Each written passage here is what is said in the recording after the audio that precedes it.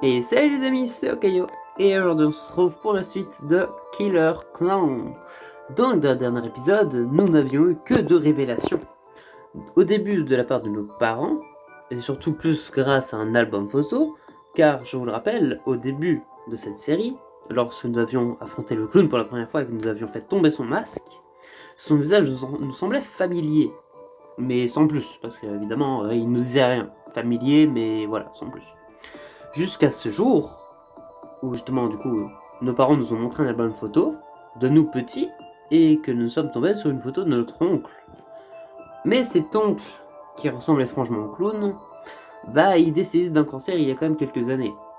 Donc, serait-ce un esprit vengeur? Serait-ce notre oncle qui, par on ne sait quelle machination, n'est pas réellement mort, mais nous a tous fait croire qu'il était mort? Ça, on ne sait pas, et ça reste à confirmer.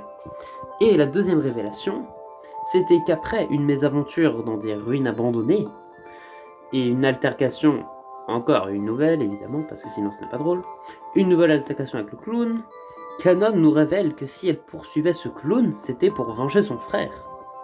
Donc, est-ce que son frère a été victime de ce clown, ou toute autre raison en soi? On pourrait s'en douter que vu que c'est un clown tueur, il a forcément tué son frère.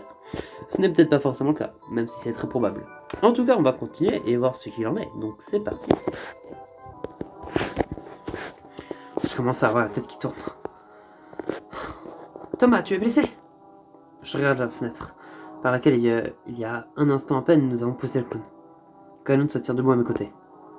Je veux juste être sûr. J'étais un coup d'œil par-dessus leur bord et il ne voit rien. Le clown n'est plus là. Non, bon sang. Comment est-ce possible? Je regarde le couteau de Canon par terre, dans une mare de sang.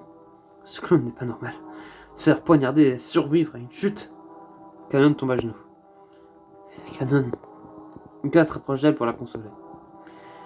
Tu comptais le tuer? Canon hoche la tête et serre les dents en se relevant. Il a tué mon frère. Je voulais l'avoir, coûte que coûte. Son frère. Maintenant tout s'explique. Je peux pas appeler les flics. S'ils arrivent et voient la scène de crime, non seulement cela gênera notre enquête, mais il est possible que Canon soit arrêté. La légitime défense ne couvrira pas le fait qu'elle avait prémédité son geste. Je sais ce que tu penses. J'ai commis une erreur. Mais ce n'est pas comme si les flics faisaient quoi que ce soit de toute façon. Ce clown arrive toujours à les éviter d'une manière ou d'une autre. Presque comme s'ils n'étaient pas humains. Je hoche la tête et prends la main de Canon dans la mienne. Tu es blessé à cause de moi. J'ai connu pire. Canon commence à déboutonner ma chemise. Laisse-moi voir. Dans un premier temps, Yuka semble surprise, mais elle l'assiste. Et attends. Après quelques minutes de douleur, mes plaies sont pansées. Heureusement, Canon avait emporté une trousse de secours. Canon glisse le couteau dans son sac après l'avoir remis dans son fourreau. Tu le gardes? C'est un souvenir. Mon frère était collectionneur d'antiquités. Je n'en connais pas l'histoire, mais... Canon secoue la tête et pisse le front. Ce n'est pas important pour l'instant. Le clown est déjà blessé et affaibli. La prochaine fois, Pas de meurtre. Canon me lance un regard noir. Je pensais que tu me faisais confiance. Je t'ai promis que nous l'attraperions ensemble. Mais... Je réponds par un regard sévère et j'élève la voix. Ne deviens pas ce que tu détestes, Canon. Quelque chose ne tombe pas rond. Ne tombe vraiment pas rond chez le tueur. Et... Je ne pense pas que ce soit aussi simple que de le poignarder pour l'arrêter. Je place une main sur son épaule et adoucis mon regard. Yuka fait de même. Nous devons le traduire en justice. Pas seulement pour ton frère, mais aussi pour Sachi et tous les autres. Canon incline la tête et acquiesce. Très bien. Je vous fais confiance. Nous devrions partir. J'ai fait d'autres plans au cas où celui-ci échouerait. Canon nous amène à son appartement. Tout semble fonctionnel, en raison du manque de couleurs. Et à part les affaires pour le lycée, le seul objet personnel que je vois est une photo encadrée. Préparons notre plan ici. Et Thomas. Ouais? Canon fouille dans son placard et en sort une veste qui semble trop grande pour une fille. Prends ça pour te couvrir sur le chemin du retour. Ta chemise est couverte de sang. Elle baisse à nouveau les yeux. Elle appartenait à mon frère. Alors j'aimerais bien la récupérer plus tard. Bien sûr, merci. Lucas jette un coup d'œil autour d'elle et semble triste. Tu vis seule? Oui. Mes parents se sont séparés quand nous étions petits. C'est la seule photo que j'avais avec toute ma famille. Ah ouais, mais... Je leur ai dit que je venais pas ici pour étudier. Mais en fait, je poursuivais le tueur. Et je ne m'arrêterai pas tant qu'il ne sera pas arrêté. Voyant l'inquiétude qui se lit sur mon visage, Canon secoue rapidement la tête. Ne t'inquiète pas, je n'essaierai pas de le tuer à nouveau. Pas avec votre aide à tous. Canon nous donne des précisions sur son plan. Désireuse de mettre à profit les blessures du clown, elle va à nouveau servir d'appât. C'est un plan dangereux, robuste, mais dangereux. C'est risqué, t'es sûr de vouloir faire ça? J'en suis certaine. Il y a peu, il en a après moi.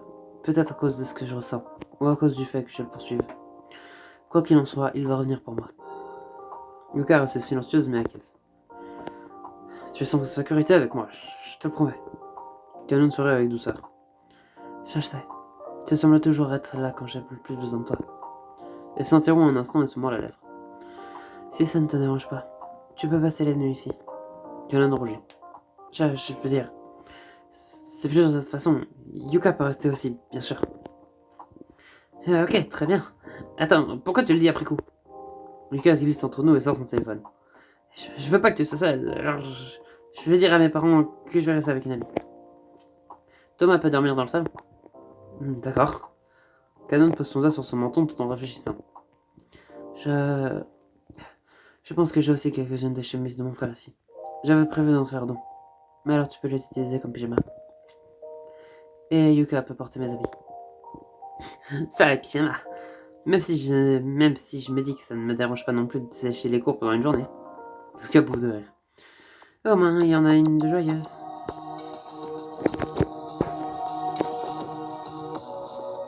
Après avoir passé la nuit chez Canon, nous nous levons tôt pour nous préparer notre piège. Canon a remarqué une constante. Le clown attaque plus souvent plus tard dans la journée, alors nous devons faire vite. Après avoir tout préparé, nous nous mettons en place. Je n'aime pas que Canon serve à nouveau d'appât. Yuka me tient la main pendant que nous attendons en silence.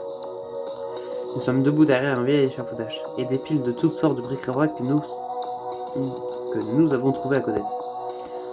Thomas, je ne laisserai pas m'empêcher d'y arriver. Yuka s'accroche à la corde attendant le signal. Je souris à Yuka. Je te fais confiance. Quelques heures passent, et une fois le soleil couché, du mouvement se fait entendre à proximité. Un gloussement silencieux. Un rire. Il est là. Nous attendons encore quelques secondes pour avoir un signe.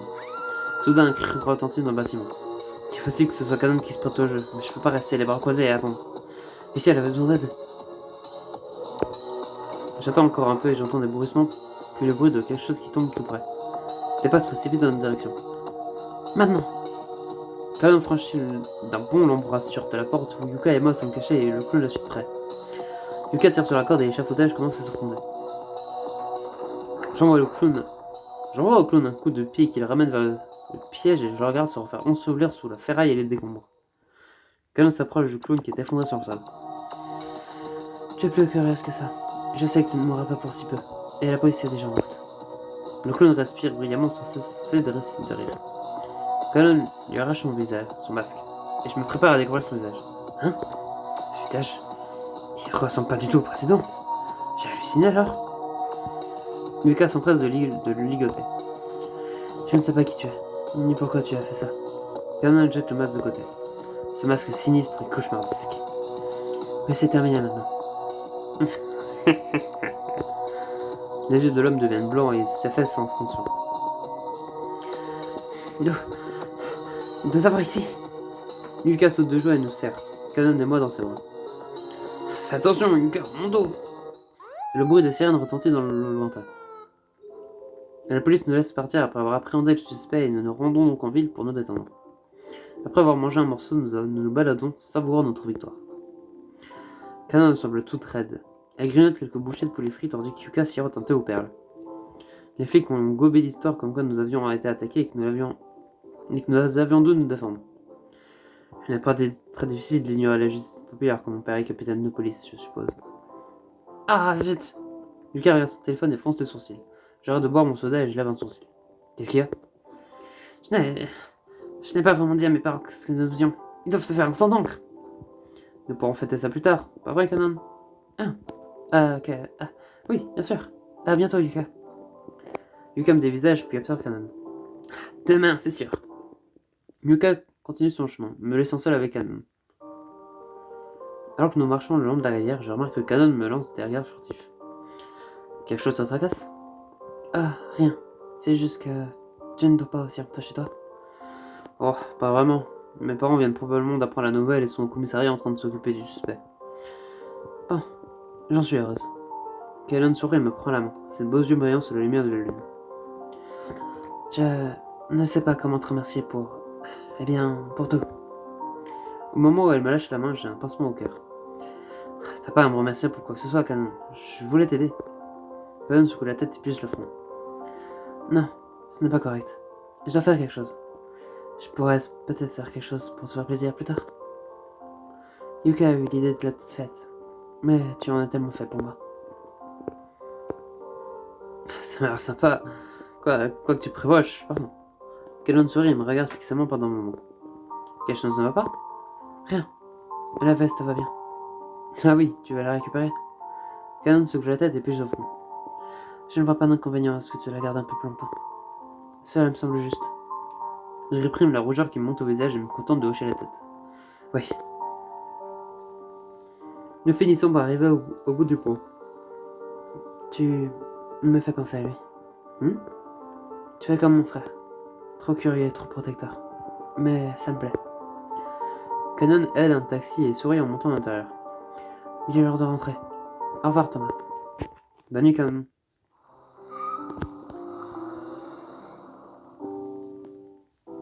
Je retrouve Canon après les cours, et nous nous dirigeons vers le club de karaoké où nous attend Yuka. Alors, qu'est-ce que vous en pensez? Du karaoké, hein? Contrairement à moi, Canon semble étrangement emballé et consulte déjà la sélection des changements. J'ai commandé des snacks et quelques boissons. Il y a même des ballons. J'ai lu ce qui est écrit sur les ballons. Il y avait écrit joyeux anniversaire. C'est l'anniversaire de qui? Ah, j'ai oublié de leur dire pour quelle occasion la réservation avait été faite. Mais bon, chantons un peu. Première série de chansons commence et Canon ouvre les hostilités avec une magnifique balade. Yuka enchaîne peu après avec une chanson pop et elle danse sur les paroles malgré l'espace restreint. Nous mangeons et buvons plutôt rapidement et finalement, c'est à mon tour de chanter. Après avoir supporté les taquineries incessantes de Yuka et le regard scruteur de Canon, fait de cette expérience une épreuve stressante. S'il vous plaît, finissons-en. Youhou, vas-y Thomas. Nous n'avons plus rien à boire. Je vais aller chercher autre chose. Canon me laisse, Yuka et moi dans la pièce, et je m'effondre sur le canapé cachant mon visage gêné. Ah, tue-moi. Elle rit. Ce n'était pas si mauvais. Elle remonte ses lunettes tout en me donnant un petit coup dans l'estomac pour essayer de me redonner de l'entendre. Arrête. Voilà, je t'ai réparé. Sale. Le sourire de Yuka disparaît et elle regarde fixement par la porte. Je me demandais. Que penses-tu de Canon? Je me redresse. Qu'est-ce qui te prend tout à coup?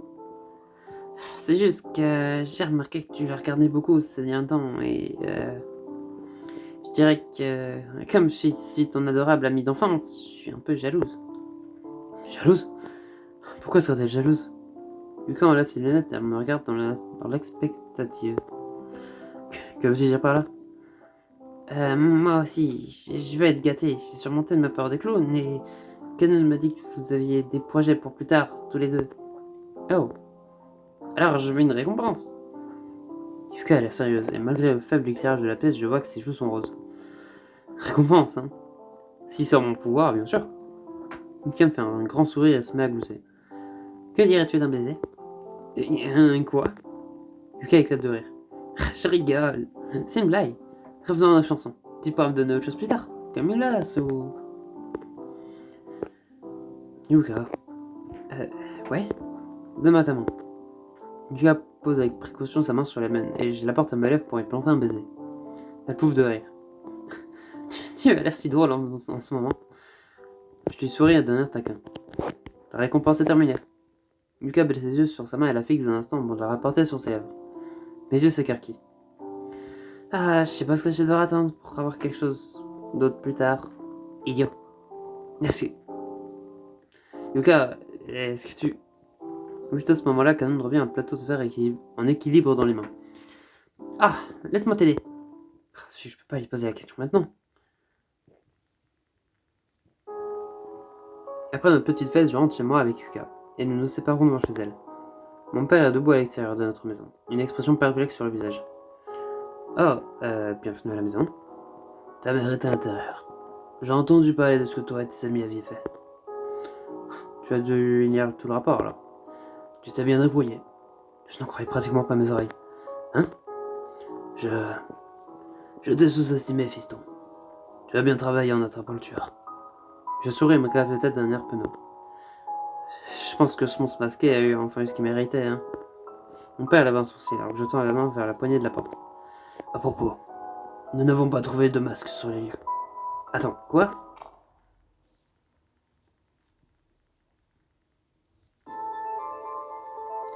Et c'est donc comme ça que se finit le chapitre. Le masque du clown tueur a disparu. Serait-ce en réalité le masque du clown le vrai coupable, et pas l'humain ou le fantôme qui se cache derrière le clown tueur? C'est une question, c'est une théorie qu'il faudra vérifier, une question à laquelle il faudra répondre. Mais en tout cas, le mystère reste total. En tout cas, j'espère que cet épisode vous aura plu. Si jamais c'est le cas, n'hésitez pas à vous abonner, à lâcher un like. C'était Okayo. Allez, salut!